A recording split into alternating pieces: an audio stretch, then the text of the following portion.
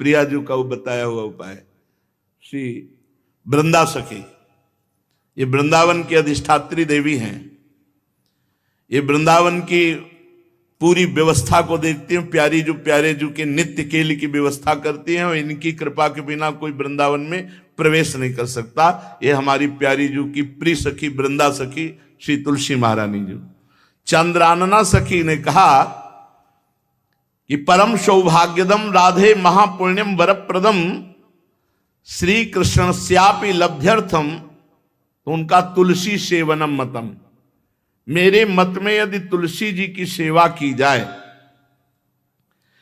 तुलसी जी का यदि स्पर्श हो जाता है, तुलसी जी का नाम कीर्तन किया जाता है, तुलसी जी को प्रणाम किया जाता है, तुलसी जी का वृक्ष लगाया जाता है, तुलसी जी को जल अर्पित किया जाता है और तुलसी दल से नित्य भगवत सेवा की जाए, तो बहुत जल्दी श्री कृष्ण प्रसन्न हो जाते हैं। प्रतिदिन जो तुलसी जी की भक्ति करता है, तुलसी का पौधा रोप करके तुलसी जी का सिंचन करना, तुलसी जी को तिलक लगाना, तुलसी जी को माला पहनाना, तुलसी जी की परिक्रमा करना, तुलसी जी को प्रणाम करना, वो कोटि सहस्त्र युगों तक ऐसा महान सुकृत होता है कि भगवान श्री कृष्ण के नित्य समीप रहता है जो तुलसी जी की सेवा करता है। जब तक मनुष्य की लगाई हुई तुलसी की शाखा प्रशाखा बीज पुष्प सुंदर दल से तुलसी जी सुशोभित होती है, तब तक हजारों कल्पों में श्री हरिधाम में रहते हुए उसका कभी पुण्य नष्ट नहीं होता। जैसे एक दिन तो 1000 कल्प, 2 दिन 2000 कल्प वो भगवान के नित्य धाम में महान सुकृत के बल से भगवत धाम में रहेगा, जो तुलसी जी का पक्का मान लीजिए। जब स्वयं में थे तो तुलसी जी रोपण करके तुलसी जी का एक वन लगाया था और रोज नवीन नवीन मंजरी तुलसी दल लेकर प्रभु के चरणों में, कहीं न कहीं तुलसी जी की कृपा हुई। वृंदावन, ये वृंदा अधिष्ठात्री देवी वृंदावन की है, इनकी कृपा के बिना।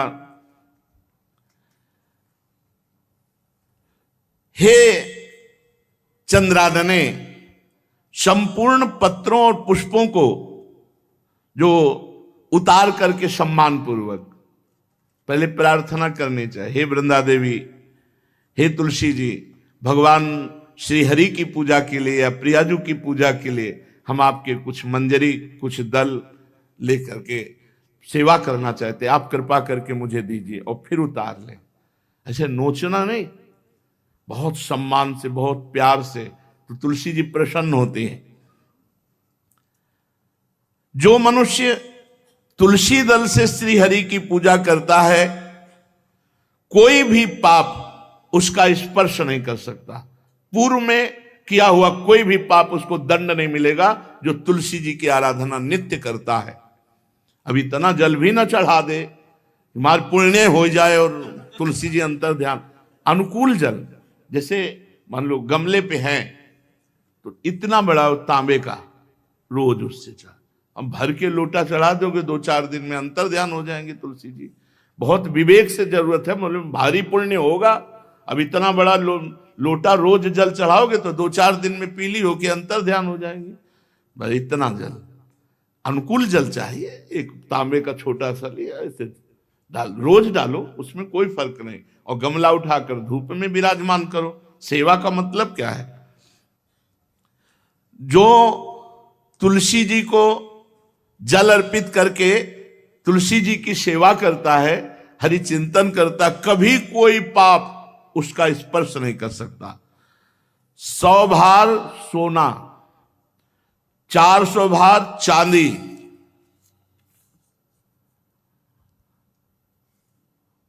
का जो दान करने का फल होता है, वो एक तुलसी दल उतार, जो अपने द्वारा लगाई हुई तुलसी दल, वो हरि के चरणों में अर्पित करो। ये 100 भार सोना और चांदी बराबरी नहीं हो सकती। कितना महत्व है।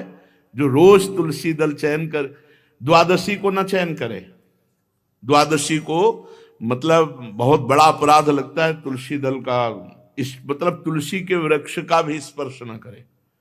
प्रणाम नमस्कार दूर से, एक भी दल नहीं टूटना चाहिए। द्वादशी को ऐसा हमने महापुरुषों से सुना है कि मंजरी और पत्र उतारना ये ठीक नहीं, बिल्कुल नहीं ठीक है। ब्रह्म हत्या का फल लगता है, अगर जो पाप लगता है अगर कोई द्वादशी को तुलसी चयन, बहुत सावधानी से।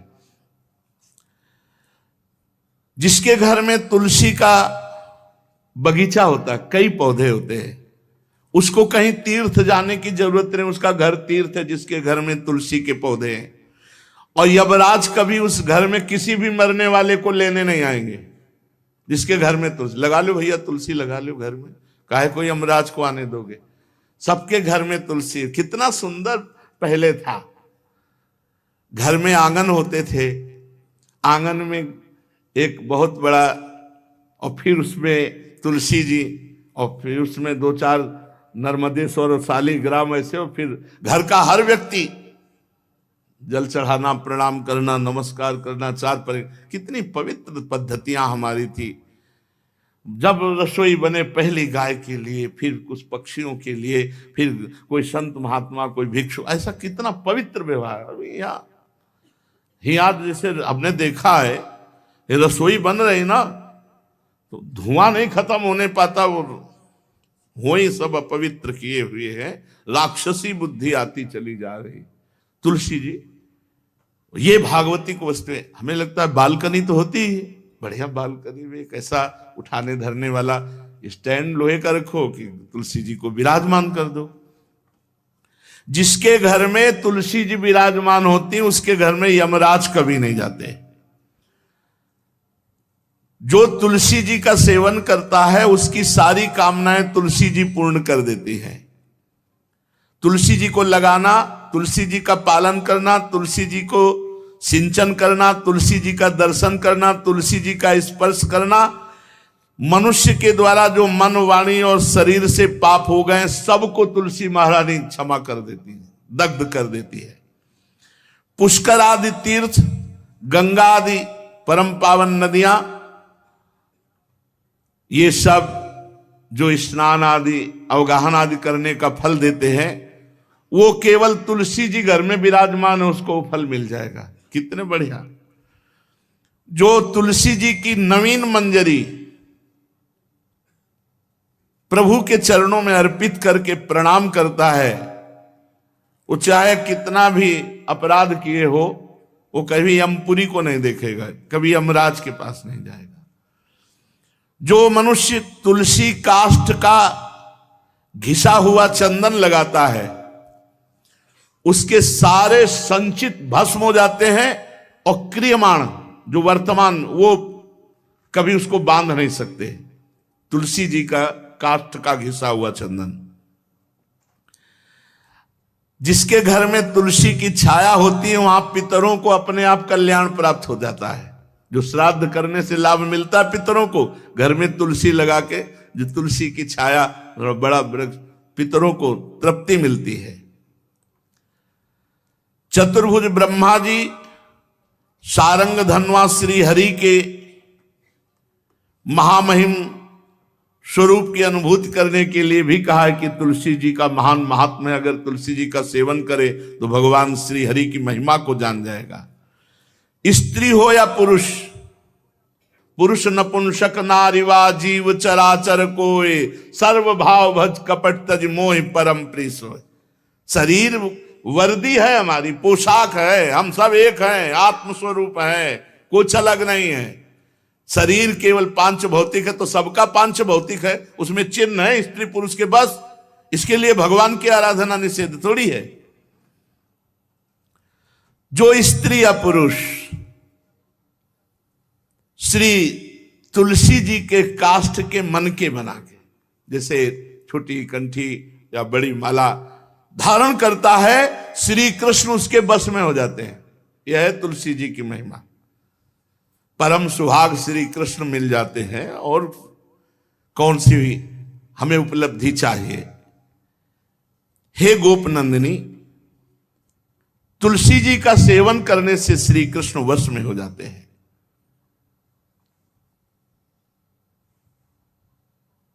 जो तुलसी की माला से नाम जप करता है, काउंटर वाली बात तो स्मृति के लिए भाई है, हम निषेध नहीं करते, नहीं बहुतों के भजन बंद हो जाएंगे, पर हम इतनी महिमा जरूर बता देते हैं कि तुलसी माला से जो नाम जप किया जाता है उससे आध्यात्मिक सिद्धि बहुत जल्दी होती है। गुरुदेव भगवान कहते जो अंगुलियों से रगड़ होती है मन का से, उसमें आध्यात्मिक ऊर्जा शक्ति तुलसी माला से। प्लास्टिक पर भाई करो, निषेध नहीं कह रहे, बंद हो जाएगा वो भी राधा राधा कहना, वो हमें बंद नहीं करना, हम कह रहे तुम जैसे बने वैसे करो, लेकिन माला का बहुत बड़ा प्रभाव है। तुलसी परम पवित्र भगवान श्री हरि की प्रिया, और उनके काष्ठ को जब हम ऐसे ऐसे नाम के साथ, तो विशेष ऊर्जा शक्ति, आध्यात्मिक शक्ति हम में जागृत होती है। हो सके जिनको ऐसा बन सके तो छोटी एक वो आती है सुमिरनी, उसको रख लो, अपनी जेब में रख लो, उससे करो। और नहीं है तो भैया तुम इसी से करो, नाम जप करो, भाव को भाव न खालसो, नाम जपत मंगल दिस दसो। सुंदर सुंदर तुलसी जी के वृक्षों के समीप बैठ करके जो अनुष्ठान किया जाए वो बहुत लाभदायक। श्रीमद् भागवत का, गोपाल सहस्त्र नाम का कोई भी पाठ तुलसी जी के समीप विराजमान करके किया जाए, आचार्य को बुला करके तुलसी पूजन करना चाहिए, विविध प्रकार के अनुष्ठान, अरे तभी तो सब मंगल होता है। पहले था, हमने देखा है, 4 बजे माताजी दरवाजे के सामने लीपती, रोज का काम। जो पुराने घरों में देहरी के आगे आके 4 बजे लीप करके वहां अपना चौकपुर के दीपक जला, मतलब क्या पवित्रताएं थी, क्या मंगल था। जब किसी को निमंत्रण दिया जाता था सबके पैर धोए जाते थे, सुंदर बिछौना बिछा करके, और उसमें बैठकर पत्तल और रज के सकोरा कुल्हड़ ऐसे भोजन पाया। कितना पवित्रता, जो हमारी पूर्व पवित्रता थी, धोती कुर्ता चोटी, पवित्रता। मान लो अगर बाहर जा रहे तो पैजामा कुर्ता, ऐसे बहुत पवित्र पोशाकें थी, पवित्र आचरण थे, पवित्र खान पान था। घर में जाओ तो एक पवित्रता है। किसी भी घर में ऐसा नहीं था कि देव मूर्ति ना विराजमान हो, किसी भी घर में ऐसा नहीं था तुलसी जी विराजमान न हो, 1-2 गाय जरूर होती थी, पवित्रता। अब तो बड़ा विचित्र, ये भारतीय गौएं जो श्वेत रंग की, जो अरुण रंग की, जो सींग वाली हैं, वो उनका आप दुग्ध देखिए, दुहकर रख दीजिए, स्वर्णिम कांति छाई मिलेगी। ये हमारी भारतीय पद्धति, ये हविष्यान्न, इससे देवताओं का, भगवान का, सबका अभिषेक पूजन होता है। शुद्ध गाय जो हमारी भारतीय है, तीला है उसके जैसे निकला हुआ, वो भगवान ने सेवा की है। हमारे गोविंद भगवान का नाम ही गोविंद, गौओं के इंद्र। भगवान सुबह से निकल जाते थे, शाम तक गौओं को चराते थे। बड़ा तो किशोरी जी ने श्री तुलसी जी के पूजन की बात,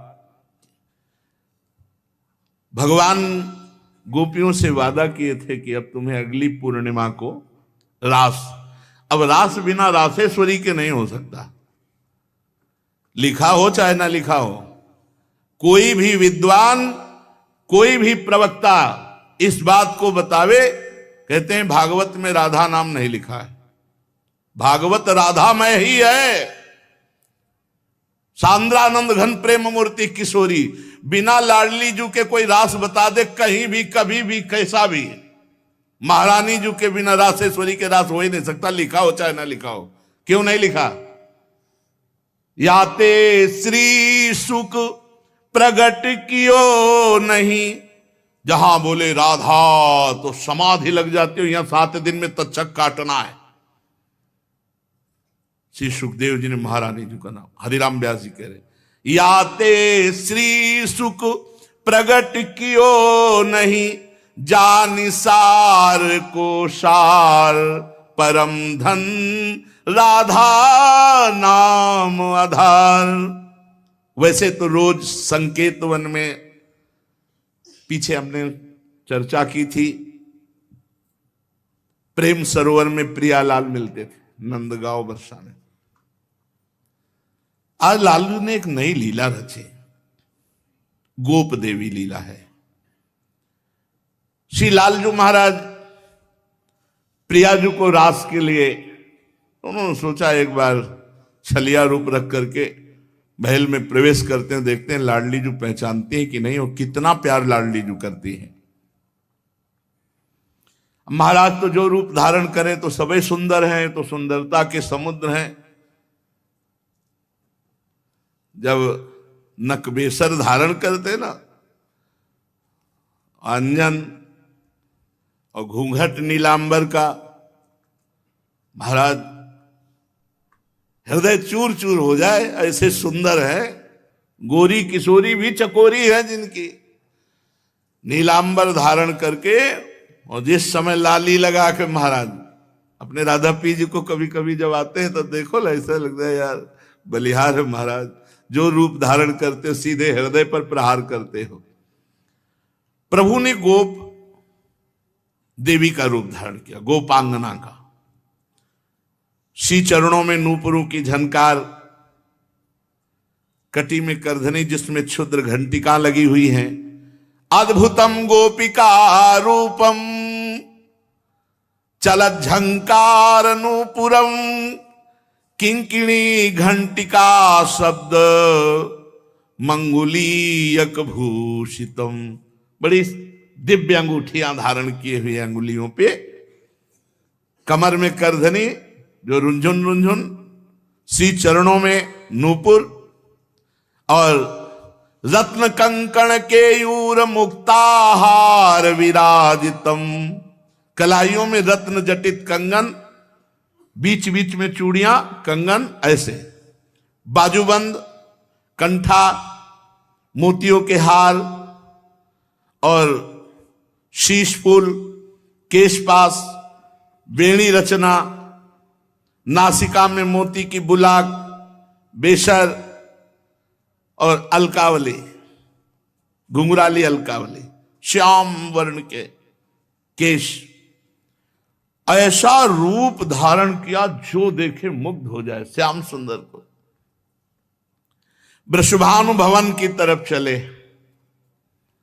खाई और परकोटों से युक्त वृषभानु भवन 4 दरवाजों से सुशोभित, प्रत्येक द्वार पर काजल के समान वर्ण वाले गजराज झूम रहे।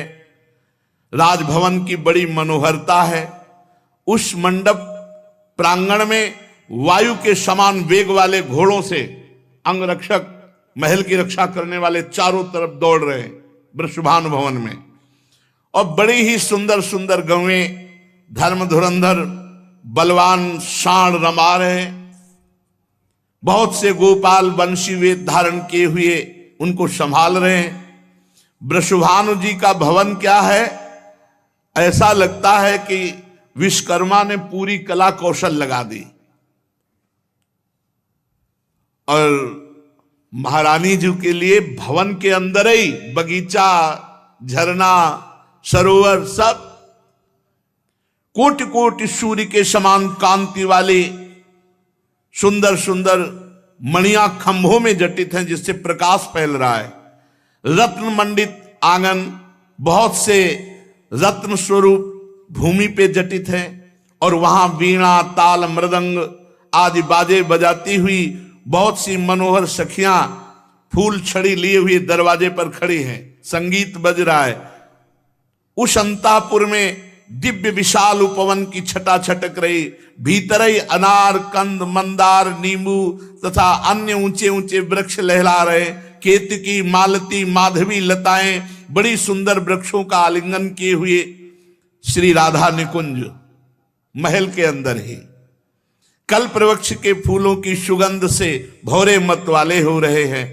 शीतल मंद सुगंध वायु चल रही है। कहीं सहस्त्र दल कमलों के पराग को बारंबार वायु बिखेर रही है। निकुंज शिखरों पर बैठे हुए मोर कभी नाचते हैं, कभी कूक रहे हैं, कहीं कोकिला, कहीं सारस, कहीं सुख, और फूलों के सहस्त्र सहस्त्र सैयाएं जगह जगह। कभी लाडली जो इधर से निकले किसी में भी विराजमान हो जाएं। मेघ मंदिर में सैकड़ों फुहारे छूट रहे। बाल सूर्य के समान कांतिमान कुंडल तथा विचित्र वर्ण वाले वस्त्र धारण किए हुए करोड़ों बलवान महल के आसपास श्री लाडली जी के, और श्री स्वामिनी जी की परिचर्या में सब सुसज्जित सखियां केसरिया रंग के सूक्ष्म वस्त्रों को सजाकर पर्दा बनाया गया है। जलज पुष्प, थलज पुष्प, जगह जगह पल्लव बिखेरे गए हैं और घुटनों तक पुष्पों का पराग महारानी जो चलेंगे राजभवन में। ऐसा मालती मकरंदों के फव्वारे, मालती मकरंदों के, मालती के सुंदर मकरंद के पराग के सुगंध से युक्त ऐसे फव्वारे चल रहे हैं। ऐसे आंगन